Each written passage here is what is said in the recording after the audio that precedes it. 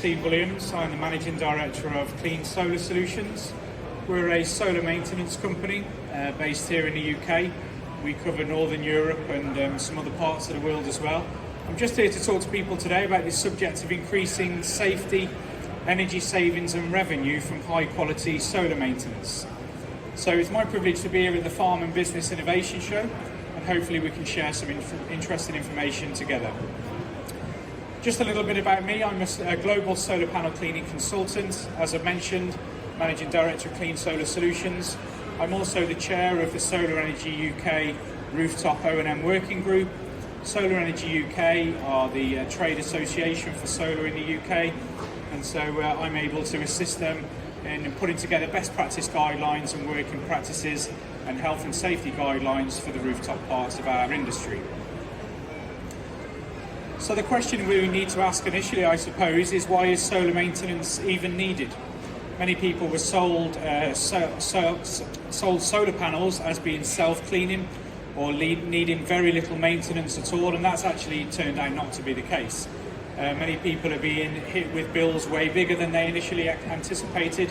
Other people are seeing incremental increases as their systems age and begin to degenerate. So why was maintenance even needed? Well, part of the problem initially, back in the boom time, was that not all solar installers were of the highest quality.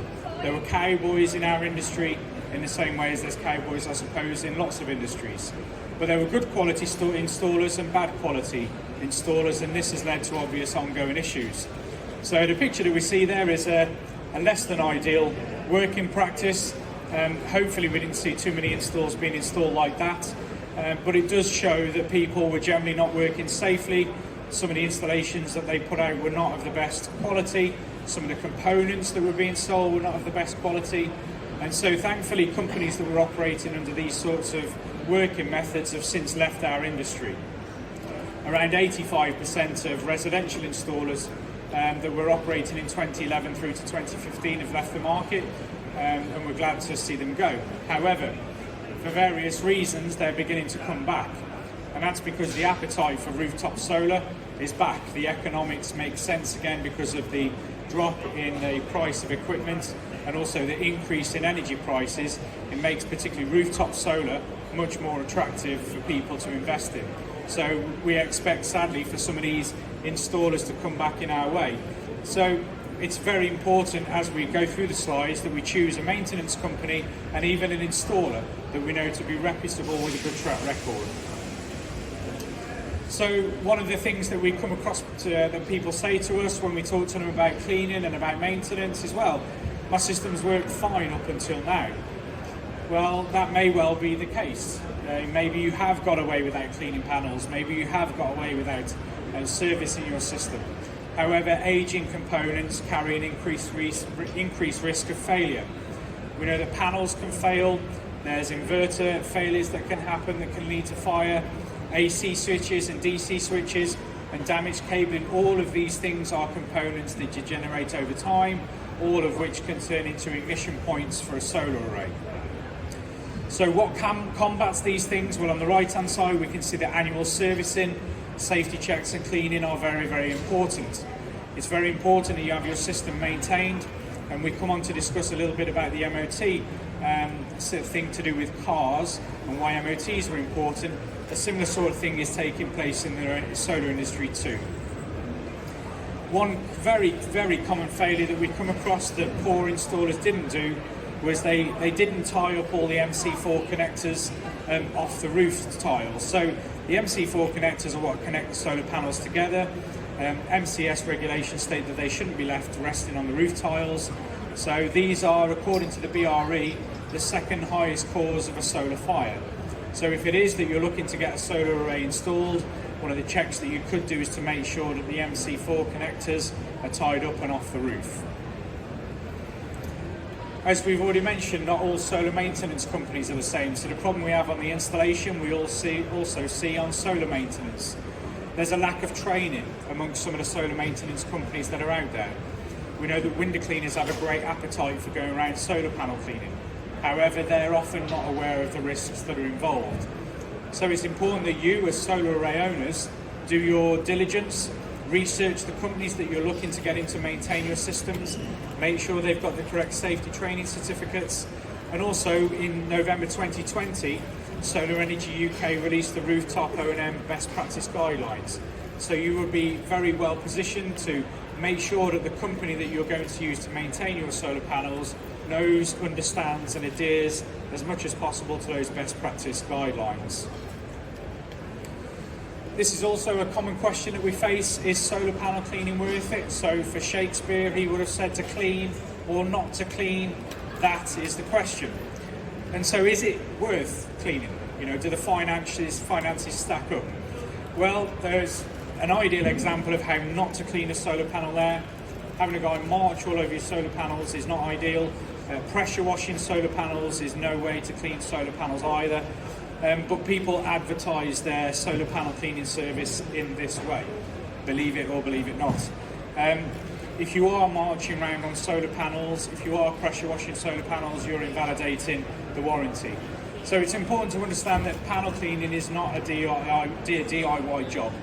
We understand that there's many farmers who do lots of things themselves. You're number crunchers, you really like the finances to stack up, you're not going to spend unless that money is going to come back to you. But, you know, cease and desist if you're cleaning your own panels.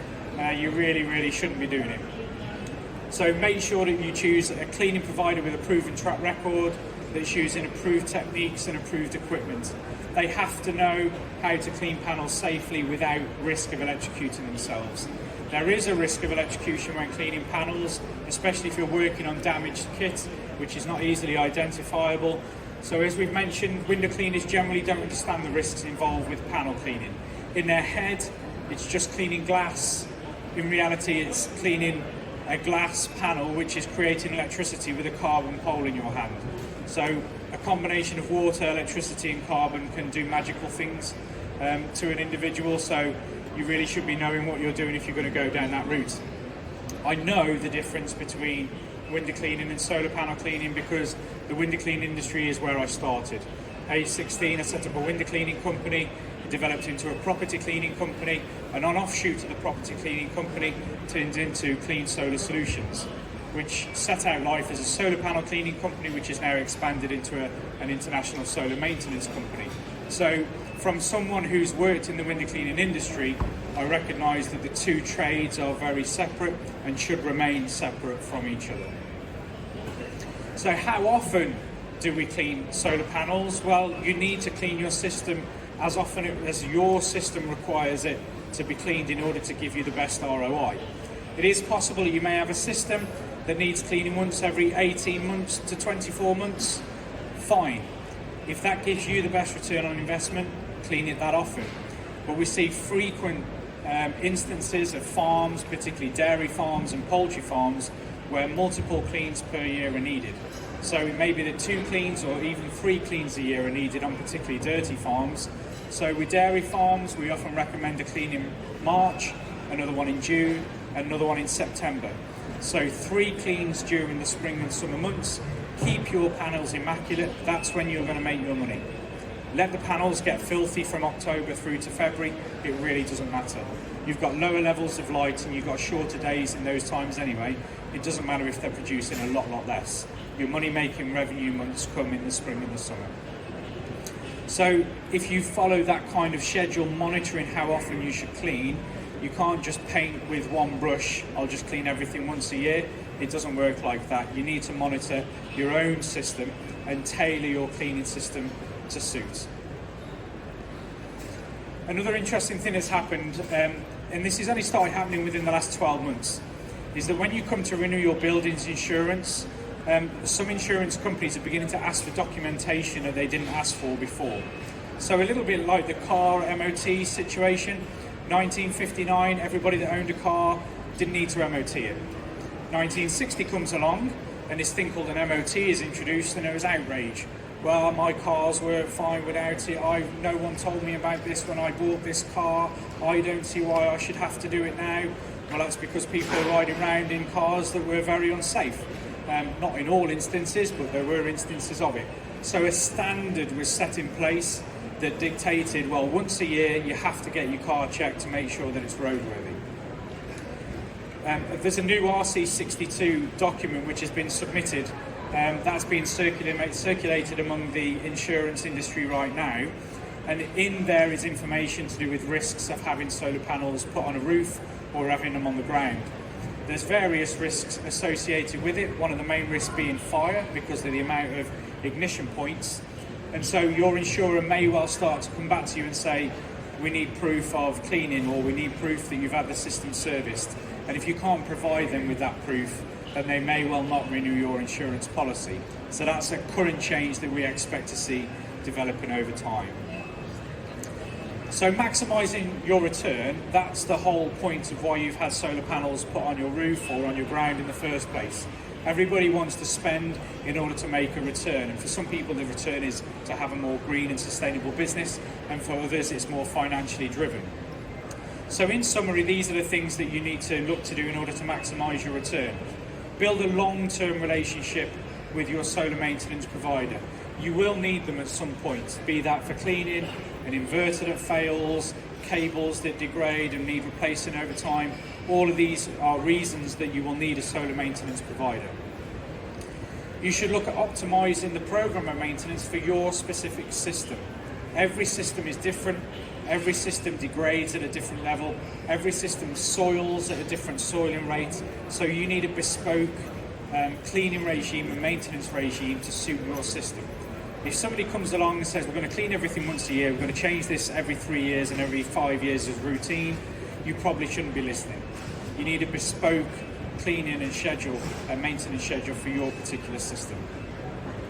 Reporting also is very important. Make sure that the company can give you detailed reports. Don't just accept a before and after photo of 2 solar panels on a roof from your cleaning company.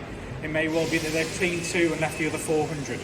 So you need to make sure that you're going to get a suite of photos from your solar panel cleaning company. Make sure that whoever's testing and servicing your system is giving you a broad spectrum of information about each individual component. And then finally, solar power can be a highly profitable component of your energy mix if it's maintained to a high standard. 2 things really can happen if you don't maintain it. The system output gradually just goes down. Eventually people become disheartened and say, well, it was a load of rubbish, that kit. It doesn't do now what it did for me at the beginning, so I feel a little bit ripped off. Well, that's because it's partially their own fault. They've not maintained the system as they should.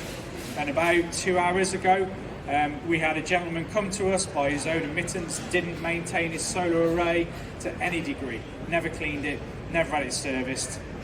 He had a fire up there one day, so he raced around, grabbed the CO2 fire extinguisher, got up in his telehandler, tried to put it out, but as soon as he ran out of stuff in his fire extinguisher, the fire reignited.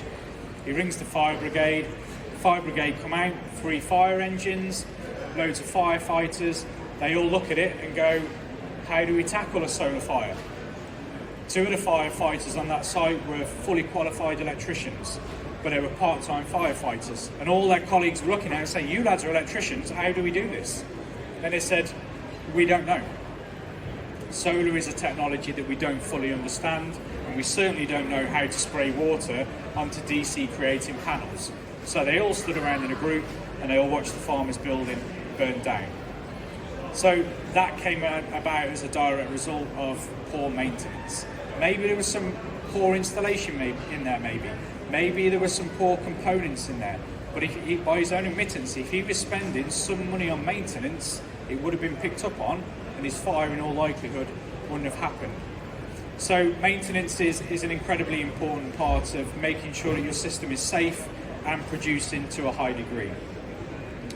So, does anyone have any questions or answers? Hopefully we've covered most of the subjects, but I'd be happy to speak to anyone now, or if you want to come and speak to me privately. If anyone's got any questions, I'll be happy to answer them. Yes, sir? You mentioned that, jet spray is no good, that trying to do it yourself is no good. But how do you clean that? We have like some magic potion and we just spray it around. No, so we have to make sure that we wear the correct PPE. That's the first thing. So all of our staff are protected from electrocution through wearing the correct PPE. We have robotic cleaning technology which distances our members of staff from the actual panels. The robots are particularly good because in many instances we don't need to walk on certain roofs, and if we do need to access the roof to load our equipment, that we can often retreat back to the safety of a cherry picker basket. We can wear a waist band remote control, and we can drive the robot around from there. So we're really limiting the proximity of our staff with the electricity, and also the amount of time spent walking around on a roof makes it a much safer process as well. So robotic cleaning is definitely a much safer process than manual cleaning. There is still a place for manual cleaning, but you just need to make sure that you're protected from potential flaws in the system. And the chemicals you use obviously can't be too acidic or too basic, otherwise it will last. So the question is around chemicals. What chemicals do we use? So generally, we don't use chemicals to clean solar panels. What we use is ultra pure water. So this is where the window cleaners have a similarity. They have ultra pure water systems available to them that will give them a streak-free finish on glass. That's why solar interests them. So we use the same sort of ultra pure water as the window cleaners use to give a high quality finish. But as I've just said, the health and safety is somewhat different.